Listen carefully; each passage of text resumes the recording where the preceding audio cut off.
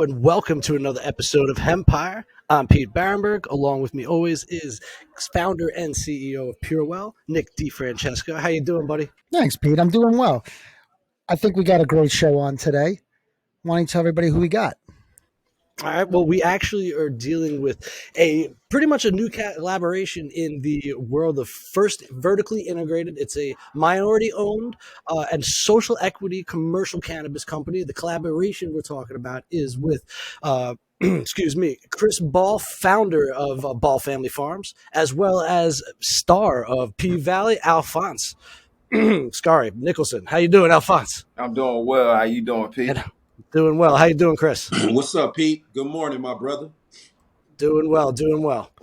So, let's get into it. Chris, how do you and Alphonse connect and decide on a collaboration? Tell us how that started. Well, the collaboration first began or was birthed about almost 2 years ago now.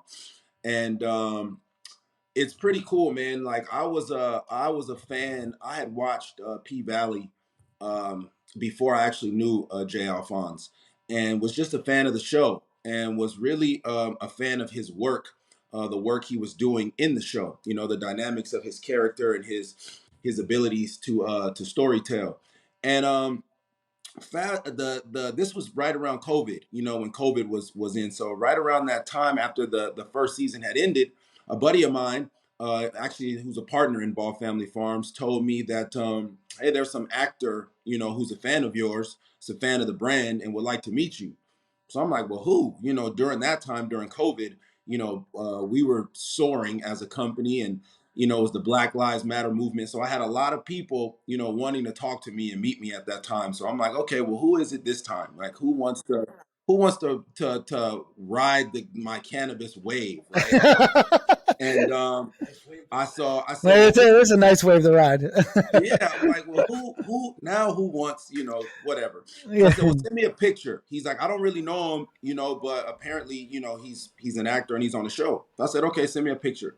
So he sends me the picture, and I recognized him right away. I'm like, oh shit, you know, that's Lil Murder. That's a little better. So I'm like, Can't oh forget man, that like, face. I fuck with him, like, you know what I'm saying? So set the meeting. So, you know, my boy set the meeting. Maybe it was about a week later. Jay Alphonse came over to our Hollywood office, and immediately, man, we just kind of fucking hit it off. You know, he when I walked in the door, you know, we were fans of each other, so there was mutual respect there already for both of our crafts.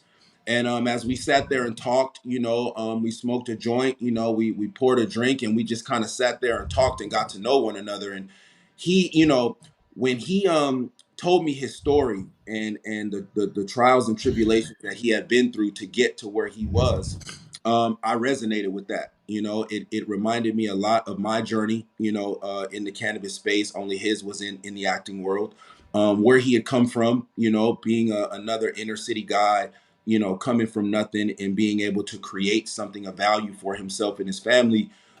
I just felt a bond to him. And when we spoke, you know, he immediately told me he was a fan of the brand and the weed, but then he told me that he was interested in actually being in the cannabis space. This was something that he wanted to do as he got older. He wanted to learn how to grow. You know, when he retired, he wanted to have his own garden. And that, you know, stuck with me because most people in his position, you know, come into our space and they believe that their celebrity gives them the rights to culture vote our industry, or that their celebrity is somehow going to help us sell weed. And you know, he was very aware that it didn't. You know, he came in and he was very humble, and he was very just like, yo, if you could just teach me how to be in this space at whatever capacity, I'm willing to clean the floors in your facility if necessary. And that to me was special because here's a guy who is successful at what he does. You know, he's in the acting world. I'm a fan of his and his work, and he's sitting in my office telling me that he'll do whatever he needs to do to get into the space and to learn from me. So right at that moment, I knew there was something special about him. And I have been asked, you know, by other celebrities and other people to brand ambassador for Ball Family Farms, to do collaborations, and I always stayed away from it because at Ball Family Farms we are really big on authenticity. right? We don't partner with people just because you're a rapper or you're an actor and bring you into our space. Like there needs to be a reason. There needs to be a why behind anything we do at Ball Family Farm. So, as we sat there and talked, it went on for about 3 hours, and at the end of it, we're both high at this point and kind of tipsy. So, emotions are running high, we're telling these stories and we're Been figuring there. out, damn, what I'm saying? Like there's so many other things that were connecting us. So in that moment, I was, deep down, I'm kind of like, damn, I should just, talk to him about brand ambassadoring now. And I'm like, you know what, Chris, like, don't make any rash decisions. Don't make any emotional decisions. You've been drinking, you're high, you're a fan of this guy. Like, go home and sleep on the shit at least, So I did, If everybody had that self-control. Yeah, you know what I'm saying? I've been doing this shit a little minute, so I know how to control my emotions, right? So, but yeah, lo and behold, maybe about 2 or 3 weeks later, I had slept on it. We kept in touch, and then, I finally, did the how can I say, I proposed. We kind of proposed and got engaged. You know what I'm saying? Officially on some weed shit and brand ambassador shit, and then after that, the journey began. Well, Chris, let's talk about this. You said, and why is it important for you that it's not about a celebrity status, right? Like it's because you're building a brand, right? And you have the quality you said and authenticity. So tell people, why is that important, that it's not just about who you are and why it has to help with your brand and what you're making? Yeah, it's funny, man, because I've spoken to a lot of, there's been a lot of celebrities that have come into our space, and they don't understand, right? And it's not their fault. They're celebrities.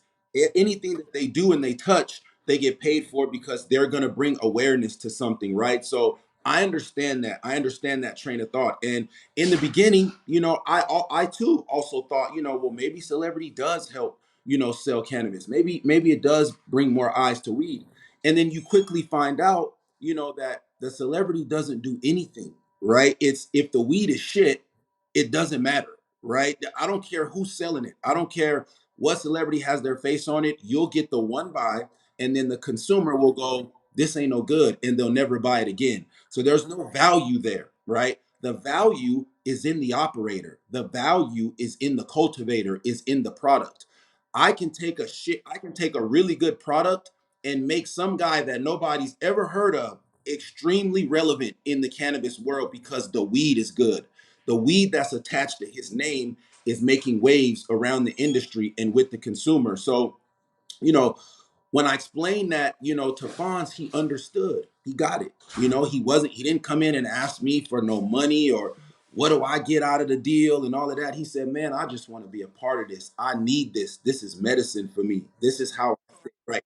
You know, I want to learn how to grow. I want to learn how to clean the floor. I want to learn what's pest, what's IPM, what is that, And so that I can get behind, that I can fuck with because I've put in my 10,000 hours for this. I've earned the right to be here. I've sat in federal prison for this. So for someone to come in and say, man, teach me at the entry level and then bring me along, I don't just give me any strain. Like, what do you call it? I'm like, pheno-hunting. Can we do that? I like this one. Is there a way to make that one strain? I'm like, yes, J. Alphonse, there is a way to do that. Are you patient enough to wait for it? Absolutely. I want to go through the whole process. I want to learn it all. So when a person is like that, then I don't mind investing my time. I don't mind investing my efforts. And yes, thank God, his show has come, season 2 has come out. We started this 2 years ago. He didn't know where his career was gonna go. I didn't. I looked at him and I was like, this guy is a hell of an actor, and he's not really known all over the world yet. I think he had maybe 200,000 followers when we met, and he was coming off his first season. He had done a couple things. He was good in his arena, but not to the public. His peers knew who he was and respected him. So I just looked at that and I said, you know what? If I can get with this guy right now, everyone will know I didn't just go get with a celebrity because of clout, right? I didn't just go find sign with a Drake or a Michael B. Jordan, somebody that the whole world knows, to try to bring awareness to my brand. I said, no, man, we're gonna do this the right way about the flower. Let's let the flower tell the fucking story. And then once the flower tells the story, then it brings my consumer into your world so they figure out who J. Alphonse Nicholson is. And then if there's people in your world, in the acting world, who don't know who Ball Family Farms is, so it's a win-win. But it's authentic. It's for real. Well, you said it was your medicine, right? So let's talk about it. Let's back this up, because then we're going to get into a strain, and we're going to say what because obviously we want to know what makes you different. We want to know what you stand for, because that's what this whole show is about, right? It's about cannabis. It's about education. It's about getting educated, but knowing the differences and everything. But you said it's your medication, right? So, I mean, when you started, or both of you, obviously, I don't know when you started smoking, when you started using cannabis, but it's something specifically that you said it's my medication. So what does it help you with specifically? Specifically, brother, it helps me with anxiety that I didn't realize I had until I became an adult. I probably started smoking cannabis around the age of 12 or 13, and tobacco in North Carolina, tobacco state, man. So this is one of those places you rolling up fucking Reggie and joint and blunts, big ass blunts, and you're just getting high, not realizing that it's actually calming you down. It's taking your mind away from all the things that you had to go through that day or whatever may have happened at school or at home. And so it wasn't until I became an adult that I realized that cannabis was something that actually put my mind at peace and helped me relax throughout the trials of my day. And so when I started acting around 18 professionally, life started moving very fast for me. I had my son 2 years after that. I was 20 years old and I had my son. And so I think at that point, I realized that cannabis is something that really helps me maintain my kind of just, like I said, my peace, but as well as like kind of this focus that I needed to have to get through co-parenting, that I need to have to get through being a street drummer. Some people know my story. I was a street drummer in New York for a long time, and that's how I made a living outside of acting.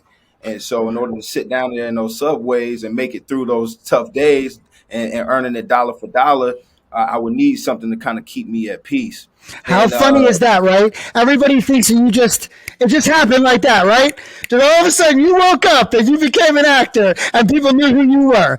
But nobody ever realizes that there's a whole backstory that happened.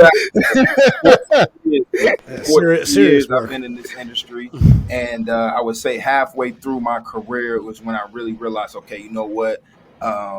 Cannabis has been a part of my journey, and I want to find a way to make that, continue to have that part of my journey. So yeah, anxiety, man, that's what it helps me with. That's what is my, my prescription. That's why I'm prescribed with it from my good brother here.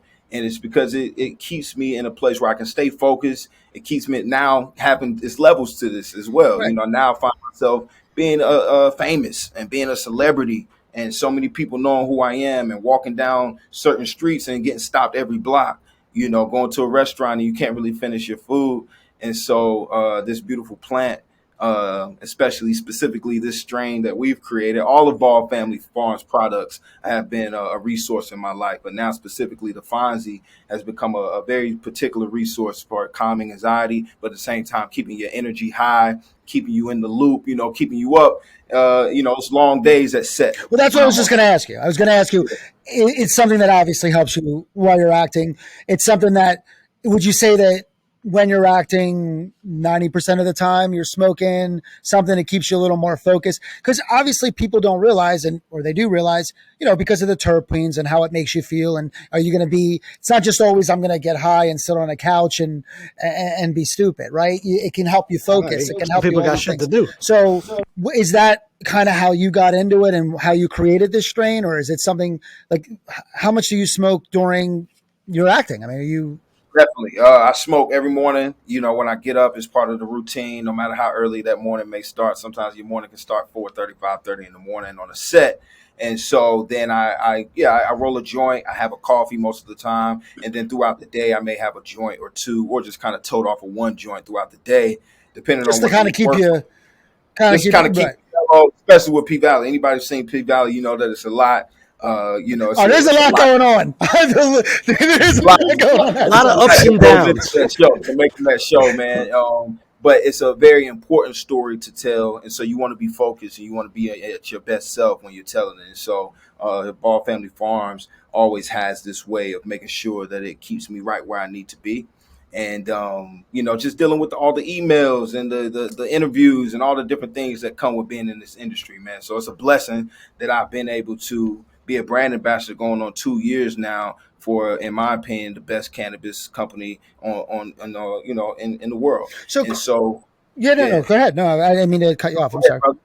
No, go ahead. No, I was going to say, so Chris, so how did you, obviously, you proposed, you guys got together, but what made you come up with this strain specifically, and tell us a little bit about what he's talking about and what this special strain is? Yeah, sure. So when J. Alphonse when we first started going on this journey, what I did was I gave him all of our strains to smoke, and I said, listen, smoke all of these and tell me which ones affect you the best, the worst, just give me some One hell of a feedback. taste test, I'll tell you what. Right. So I laced them up, with all of our strains. I probably gave them about an ounce, of each strain. And I said, live with them. I said, don't call me after the first joint of each one. I said, live with them, smoke them when you wake up. You try one at a time. Smoke them when you wake up, smoke it during the day, smoke it after you eat, smoke it before you're going to go to bed. Like, live with it first and then start giving me feedback. And that's what he did. And when he did that, he came back with two of our strains that he really liked, right? It was one was our Laura Charles, which is a straight hybrid. And then he came back, and then the other one he liked was our Bruce Leroy, which was a sativa dominant hybrid, right? Yep. So exactly what he was talking about. Kind of right. keep him. So I said, okay. And I knew what both of the phenos were. I knew what both the genetic profile on both of them. I knew what they were, right? And we do our own tissue culturing, we do our own pheno hunting, we do our own proprietary genetics. So I have the males and the moms of each one of our strains. I was going to ask you, you had all of these before. Yes. Okay. Yeah. Right. We came into the industry with them, right? Okay, good. So nice. So he said, is there a way, and at this time he doesn't know about germinating. He doesn't know about, pheno hunting. He doesn't know anything about that process. He just knows the weed. So he's like, is there a way? It's all right. That's okay. That's I mean, we got some of the main part. For me. It was exciting because I felt like a teacher, and I was excited to be able to teach him this, So he's sitting on my couch and we're talking, and he said, is there a way to get a little bit of both, and a little bit of Laura Charles and a little bit of Bruce Leroy in one? And I said, well, as a matter of fact, there is, right? And so then I take him down this journey of how you germinate and how you pop seed and how you crossbreed and all that good stuff. So he's sitting there like, whoa, I didn't even know you could do that. So I said, so what we're going to do is we're going to take, we're going to get Laura Charles, we're going to get Bruce Leroy, I'm going to get the mom and I'm going to get the dad, and I'm going to crossbreed them, right? And then I turn on a little Barron Manilow and see what happens. Once we birth those seeds, then we're going to set out to pheno hunt your perfect strain. And that's what we did, So I just married the two strains that he liked from high, from effects to flavor profiles, And then when we got the seeds, we popped the seeds and went back through it. And that's when I told him about the big four, right? We need something that's going to have bag appeal. We need something that's going to smell great. We need something that's going to test great. And we need something that's going to make the high has to be level, right? It has to be what you love, because this is your expression. We put this strain out, the people who smoke this need to understand what it is that you're feeling in your strain, right? So when we talk about it, they know how to shop for it. And so that's what we did, man. And he chose, it's the actual pheno is GG23, right? It was the 23rd pheno out of like 100. Wow, nice. And that's how we got here. That's how to find it. It was a beautiful experience, man. Beautiful experience. Now, what I love about how you just explained that was so important. When you're talking about, you're creating something that you want someone to feel what I'm feeling, right? When you're explaining, I mean, when was the last time you heard somebody explain something like that? Meaning, when you're talking about a fine wine, if you're talking about food, if you're like a chef, right? You're talking almost like you're a chef, right? You're like, this is what I wanted somebody to feel what I'm cooking. I wanted them to feel the flavors, take them back to my lineage. Or, when a chef talks about where they're from or and they want to bring them there, right? So I think that that's huge in explaining your message of why I think I was getting back to why it doesn't really matter who you are, right?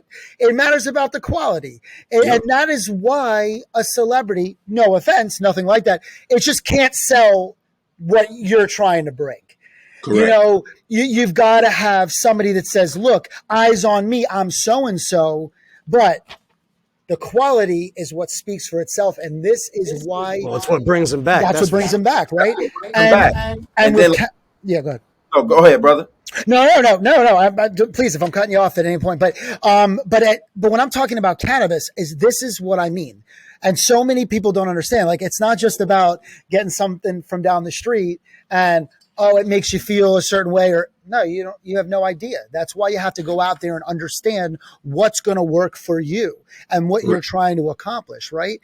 I just thought it was awesome the way you explained that, because it's so important that people understand that there's way more to this. This is not. It's way more to it, man. Chris is a master at doing that, man. He's a true craftsman when it comes to the cannabis industry, when it comes to the plant, true lover and believer in the medicinal properties of it. And that's why I fell in love with him and his company. Obviously, we're the same hue. To see a black man own what it is that he's done and create what it is that he's created is very inspiring. But then to hear his intellect on the side of it too, it's like, oh, this brother knows what he's talking about. Like, yeah, he doesn't actually, he doesn't have to be the botanist at this point. He doesn't have to actually plant the seed, but he will, though. Just like chefs will go in and cook in their own restaurant. It's like, Chris is kind of the epitome of putting your hands in the dirt and getting it done.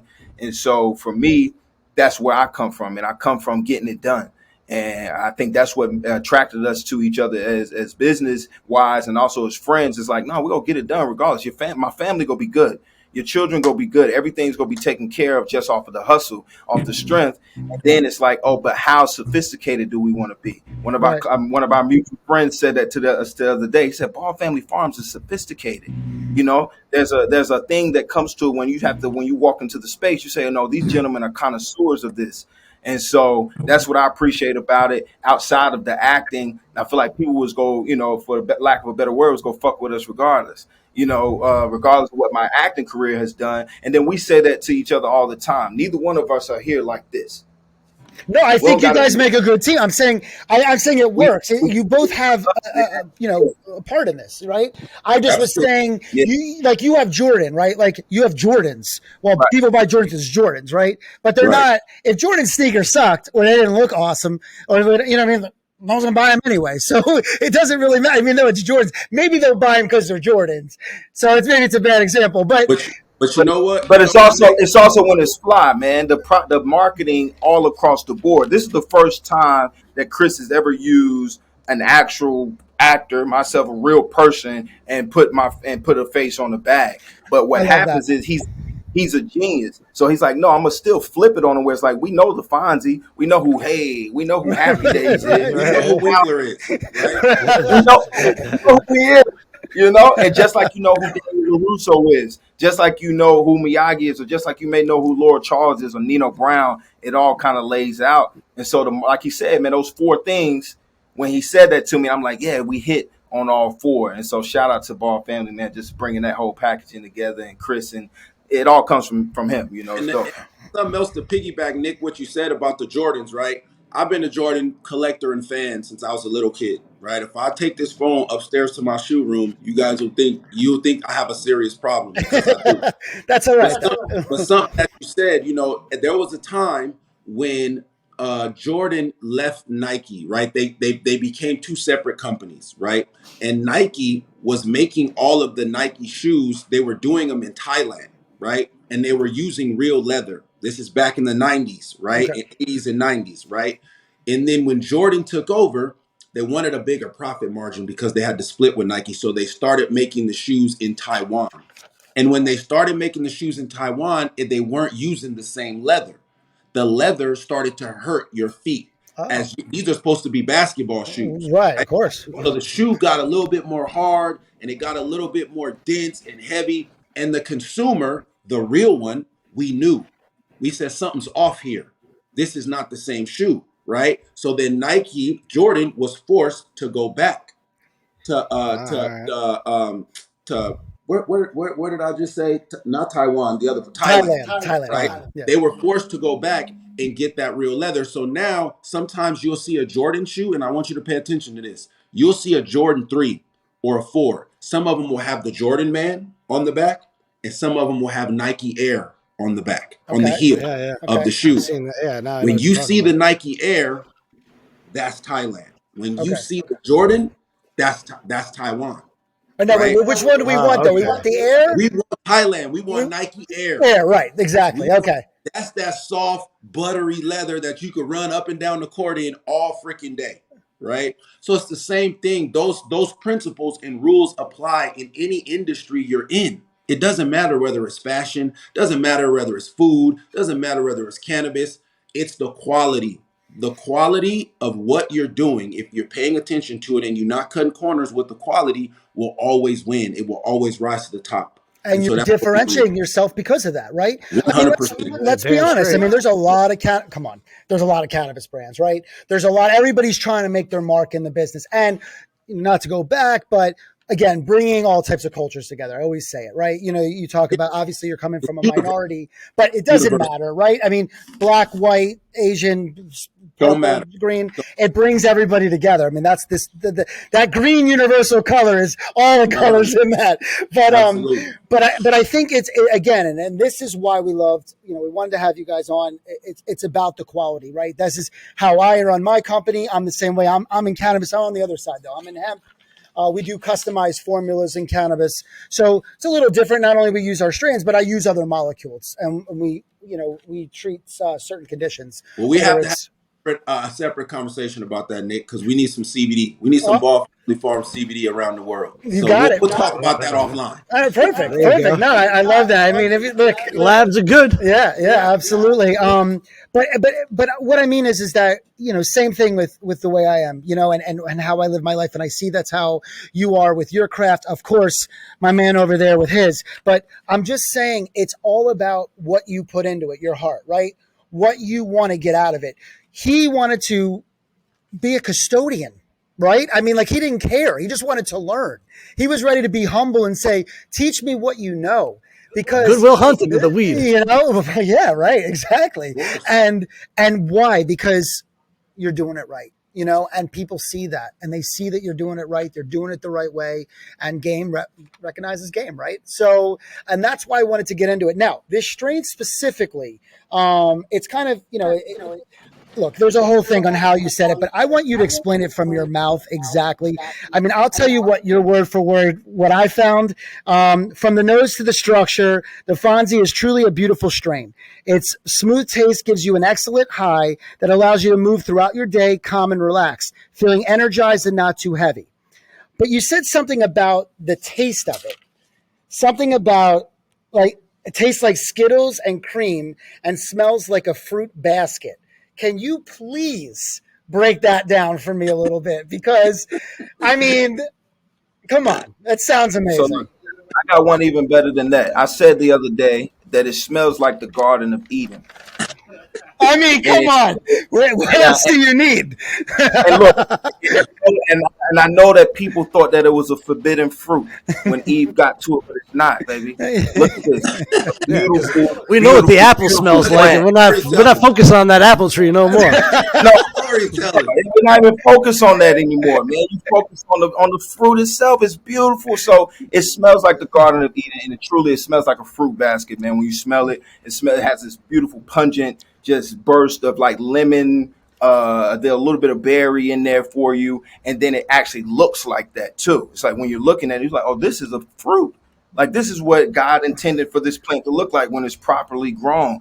On the back here, you see that we have grown in living soil. You scan that little QR code there, it shows you exactly what the plant looks like, the facility, how it looks around it. You can see things and see how well kept these facilities are because of Ball Family Farms staff and the people that Chris had put in place over there. And so when you cultivate a plant like that, now you have something that smells like Skittles. Yeah, and it's not all these different things put inside of it to make it smell like that. It's just naturally how it's done. And so yeah, it smells great. As soon as you spark it up, it's turning heads. I give y'all, at Ball Family Farms, we're known for never telling or disclosing our genetics, right? We'll never completely tell you what we did with this one, because I just believe, from being in the cannabis space so long, people, the cannabis user will get caught up in what the name of something is. And because the black market is still really prevalent and people run around, legacy market, 80% of the country. Yeah, putting certain strains in this bag and calling it this and calling it that. I'm just like, you know what? I'm not gonna tell you what it is. All you need to know is you need to try it. I'm gonna let you know if it's a hybrid, an indica, sativa. I'm gonna let you know that. I'm gonna give you some terpene profiles on the back, so you need to do your research and learn what those terpenes mean, and that's it. But I will give you guys some of it, right? With the smell that he's talking about is two of the lineage is a ice cream cake and a Tropicana cookies. That's two of the four lineages that are in that strain. I won't tell the other ones just because that's just how I move. You know what I'm saying? Because I grew up in the era of Blue Dream, right? At one point, Blue Dream was fantastic. As of 7, 8 years ago, 9 years ago, you can't even you can't pay somebody to buy some Blue Dream, but it's still a wonderful, beautiful strain. I'm gonna put it back out and call it something else, right? Because people get caught in a stigma of a name. At one point, Purple Punch was the shit, and then it just dropped off the face of the earth, right? Nobody wanted Purple Punch anymore. Still a beautiful plant, still a beautiful strain, good color, good structure, good nose, good smoke, right? So that's kind of why, I don't tell, but I do want to just give your listeners or your viewers some sort of insight. There is some Tropicana cookie in there, and there is some ice cream cake in there. So that's where you're getting the fruit basket, but the cream, that's where it's coming from for him. It's funny. People say, you just said it. No, I'm going to list some terpenes on the back. That's the most important thing, people, because know what you want. Right. Understand, like, the name is really irrelevant.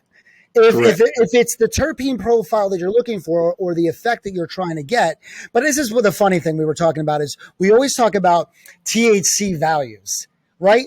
But you don't go into a liquor store and say, I need moonshine because it's the highest. You know what I mean? Like, no. You don't. I mean, maybe some people do, but most people don't go into a liquor store and go, I just need the highest alcohol content. Nick, when I did that? I did that when I was 21. Right. When I was 21, just starting to drink, I would go, what's the highest percentage beer you got in here? Oh, that's still reserve. That's over there. Okay, let me have that. Right. And as I drank that shit and it put me on my ass, I was like, I don't want to drink that no more. You might even not even like the taste too, though. You know what I mean? Like, it's just, look, I come from, I've even had a malt liquor day in my life, back in the day. And you're just like, listen, it gets you messed up, but there's a lot better things out there. Good for one purpose. Yeah. So to add to that, this year with Ball Family Farms, we're running this big campaign, and the campaign is called Terps Over THC. And what we're trying to do is educate the consumer and the buyer, right? If you were to go to a restaurant, and I give this analogy all the time, if you were to go to a restaurant and you're a steak eater and you have a piece of Wagyu steak that's supposed to be, Japanese Wagyu, that's the best cut of meat on planet Earth, right? And then you got yourself a little, a New York strip steak, right? The Wagyu steak has no seasoning, but the New York strip is seasoned to perfection, right? Which one is going to give you a better experience at dinner, right? Even though one is supposed to be the highest quality of meat, but there's no seasoning on it. So it doesn't really taste like anything. But then that New York strip is not the highest quality of meat, but it's seasoned to perfection. Well, I'm probably going to go for the sirloin, right? And so I make that example because I want people to understand, learn your terpene profiles, learn the experience. It's not about how much THC is on the plant. When you go to testing, that could just be the nug that they chose. That particular nug could just have all of that THC on there. That doesn't mean the entire rest of the 50 pounds that we have to test in that batch is going to be the same, right? So don't even look at that. Look at your terpene profiles. Look at linalool. Look at myrcene. Look at all these things. Figure out what those things mean to you and how they make you feel, and shop for that. Shop for a 2 to 3% terpene profile. That means that weed is going to be very tasty. You looking at something that's one point something below one, well, it doesn't have much taste, but it's a 35er. Well, you're just gonna be smoking air and you're gonna be high as shit. It may not be a good high. What about all the other cannabinoid profiles that are supposed to be in there? So we're trying at Ball Family Farms and with the Phonzie, with all the rest of our strains, we're trying to educate the consumer so that they can shop smarter. Well, like for example, in a lot of the stuff that I do, I'm always doing multiple strains, and we have 4 good ones that we come up with. And again, I'm the same. If you really want to know, I guess I'll tell you. But I usually keep about 4. We've gone through 32 different ones, and it's just to get to more cannabinoid profiles on our side. Yes, we worry about the terpenes, but it's more about the other minor cannabinoids that give different medical effects that we try to specialize on our side. But it's the same. It's the same thing. It's understanding what's going to work for you and why you're doing this. Why are you taking it? Why are you doing it for fun? Are you doing it for, because you have medical purposes or something like that? Medical reasons, right? Yeah. What's the purpose? Why you drink? Are you drinking to get shit faced, or are you drinking to just have a buzz? It applies. Why are you eating? Are you eating to just have a snack, or are you eating to get full?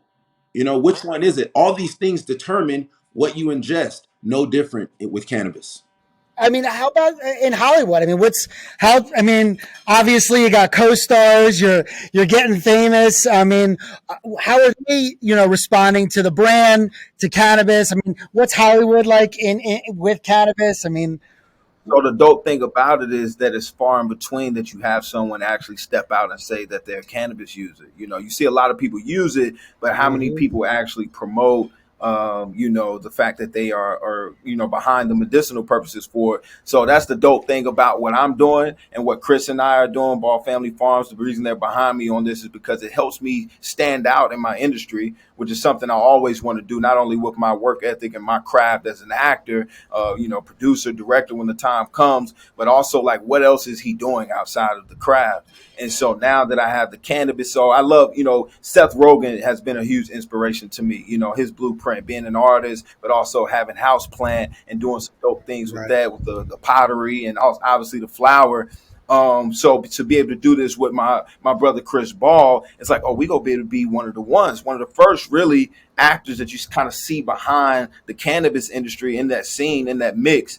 And I think it's going to take us pretty far. Continue to pull other people into it as well. Continue to make awareness of it, obviously, but also business opportunities for people who want to come in and get some things and partner with Ball Family Farms, which is already happening, been happening, but now starting to happen even more because of the recognition.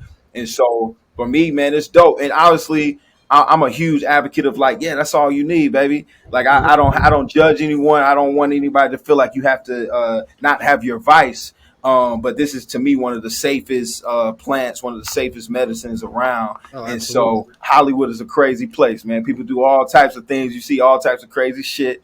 And for me, I just stick to what I know. My rivers and lakes, as my wife likes to say. She said, I'm going to stick to my rivers and my lakes, the rivers and the flows that I know. And so Ball Family Farms, and a lot of people, they come up to me, they're like, yo, what's the smell on the Ball Family Farms? Like, man, I see you doing your thing. And I always tell people, well, it's not that easy, brother. You got to earn that. And we can't just give you one of them Letterman jackets. Everybody don't got one of them. right? So, Everybody makes that varsity team.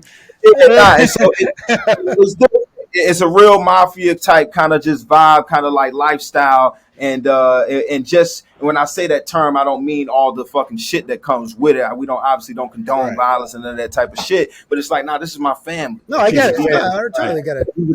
We want to take care of, and Ball Family Farms. That's no pun intended. When you have that family in there, people really, we stand by that. And so in Hollywood, people come up and they want to be they want to be in the mix. I bring Chris to my red carpets, not like my actor friends and shit. Like it's like me, my wife, Chris, and his wife. And it's like, yo, who's friendly neighborhood? What you call it? The friendly legalized dope, your friendly neighborhood legalized dope man. You know what I'm saying? Your friendly neighborhood legalized dope man, Chris Ball. What's happening? Come on now. Come on now. We wear it with pride. Can you please show him your shirt, Pete? I got it right there, you know. Yeah. What's your shirt say, Pete? Let me see it. Let me see Pete, your show him shirt, that Pete. shirt. Yeah. Yes, sir.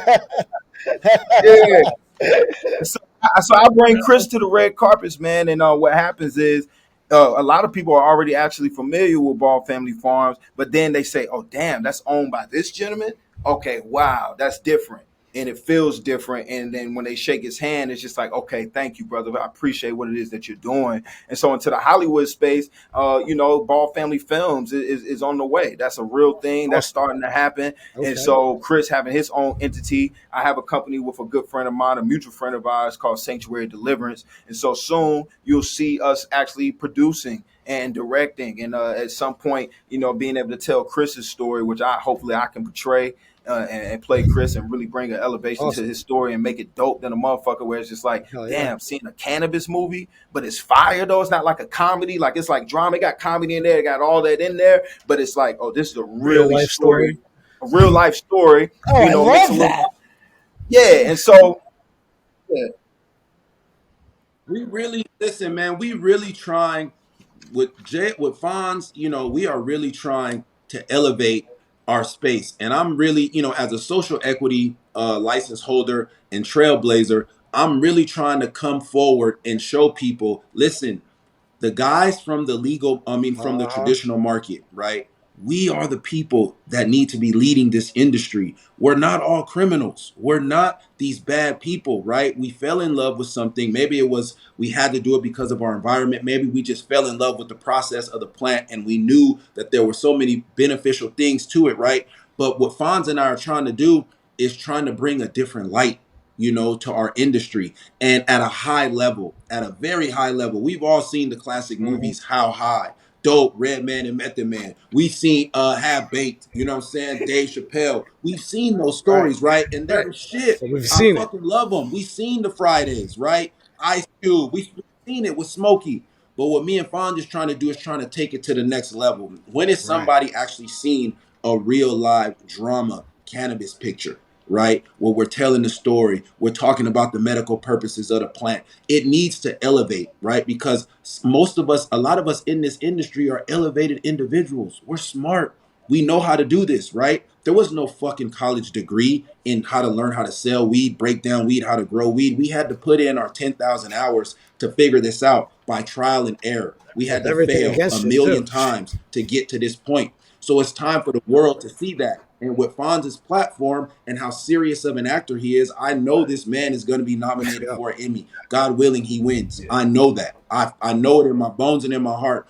So it's like being able to partner with someone like that who has the ability and platform to really storytell. And just from me dealing with him, I'm getting other celebrities with that same platform and that same high level experience that want to come in and do things with us. So it's been so mutually beneficial for both of us, and I'm really really excited about what's to come. You guys will be when you guys see what the shit that we're gonna do. Y'all gonna be hyped. so Y'all gonna be like, man, But if the yeah, them dudes perception told us, is and they all really those doing other this shit. It's movies, gonna be awesome. the perception of reality is those other movies. Until you make something that's different, that's what the mainstream sees. Correct. And That's so all I they know. love what you're What they here doing. to do. That's what they know. Yeah. 100%. Yeah, that's what they're here to do, and it's great too that you notice the one thing that makes it actually seem that works so well too, and makes it this family is that you have Chris with all of his knowledge, and you have Alphonse with the thirst to willingness to learn something, and with that, I think back and forth is what you need to kind of create not just an amazing strain, but a wonderful, going forward partnership, entrepreneurship. Yep, Partnership. It's humility. It's respect for one another and three-legged race. humility as grown men. Knowing what we know yeah. and then being aware of what It's we don't beautiful, know. man. It's a And it's a wonderful beautiful friendship thing, that man. we've been able to cultivate, man. And I tell gentlemen this all the time. It's important, man. I have my circle. I have really tight, close people in my life, and Chris does as well. But when you get an opportunity to branch out and build across, I say this all the time. On my father's tombstone, it says bridge builder. And that's the type of energy that I share with Chris, man. We bridge build, we build bridges, and we connect for each other, and we throw alley oops all the time. And it's just been a wonderful, wonderful experience, man, doing this with this brother. And that's kind of the energy that we put into the plant as well. And so that I want people to receive that, where it's like, it's all love, man. Accept people, have humility, be humble, learn, be able to learn, be able to listen, and sit back and kind of just enjoy the ride, or be patient. I've learned a lot from this relationship, from doing this process. It's like, you got to be patient. Those plants just don't pop out the ground and grow, motherfucker. They don't just, it takes time to get it to where you want to get it to. And so, similar to building real partnerships, real business relationships, real family, that's what you want to do this with. And I can tell you, gentlemen, are good friends too. You working in the same room. You like, hey, man, put the divider up, man. We got to get this shit done. Let's go. So, he's a little nice to see back of course, getting things done. And that's how we are, man. We just want to share the love, want people to see who you can be. I tell people all the time, what type of provider you want to be for your family. My wife taught me that. Chris and I, we kind of move in that lane where it's like, we kind of got our ladies beside us. It don't really matter where you see me at. She gonna probably be right there with me. It can be a room sitting full of table, whatever we talking about, whatever we here with it. And I'm going out to get the buffalo, put it on my head, and bring it back home. So that's that Ball Family Farms energy. That's the energy I got, and you put it together. Well, we can't wait to see you guys really, do what you're going to do in the future here. And I mean, this excitement, it's got me sitting a little energized here. Well, first I'm about to run a marathon on P-Valley. And then